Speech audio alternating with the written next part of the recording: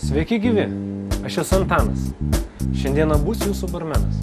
Noriu jums parodyti, kaip pasiruošti paprastą ir populiarų kokteilį Helsinki Mūrių. Mums reikės laimo skonio degtinės Finlandija vodka, tai puikios suomiškos degtinės ir žaliųjų citrinų skonio derinys.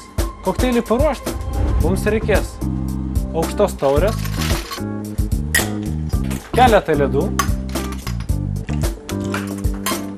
Ledus užpilame degtinę Finlandija Lime,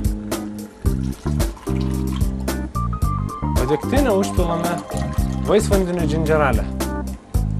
Į kokteilį įdedame skiltelę laimo, visą turinį išmaišome ir kokteilis paruoštas. Skanaus!